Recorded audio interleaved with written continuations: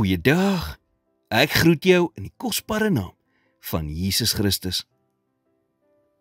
Vrees beteken nie altyd dat jy iets verkeerd doen nie.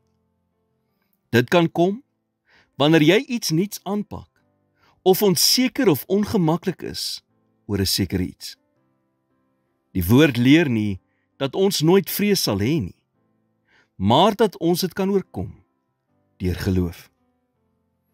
Onthou jy wat het Dawid gesê in Psalm 23? Hy sê in vers 4, al gaan ek ook in 'n dal van doodskaduwee, ek sal geen onheil vrees nie, want U is met my. U stok en U staf, die vertroos my. Vrees gaan kom, maar dit hoef jou nie te beheer nie. Nie wanneer jy weet, God is met jou nie. Die grootste geleenthede in hierdie lewe kom dikwels vermom as die grootste uitdagings. En dis nie per ongeluk nie, want God gebruik daardie oomblikke om jou geloof te versterk. Maar vrees wil jou stop. Vrees sê dit is veiliger om te bly waar jy is.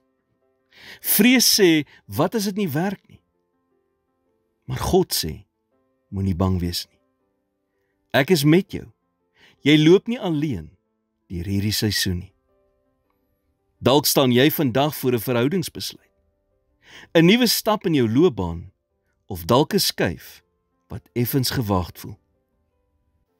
En dit voel vir jou asof jy op 'n plek is waar jy ver is van waar jy veilig gevoel het, maar ook nog nie is waar jy moet wees nie. Dis gewoonlik hier waar vrees die hardste skree. Jy hoef nie 'n superheld te wees om vrees met geloof te oorkom nie. Jy moet net onthou wie saam met jou is. Vra die Here om vir jou te bevestig dat dit Hy is wat besig is om jou te lei. En as dit is, selfs al voel die volgende stap gewaagd, kan jy met moed vorentoe beweeg. Jy mag dalk bang voel, maar soos Dawid kan jy dan kies om te sê, ek sal geen onheil vrees nie, want U is met my. Here, selfs wanneer ek bang is, sal ek kies om U te vertrou. Dankie dat U saam met my deur onsekerheid en verandering stap. Gee my die moed om vorentoe te beweeg en die geloof om te glo dat U my na wonderlike dinge lei. In Jesus naam bid ek dit. Amen.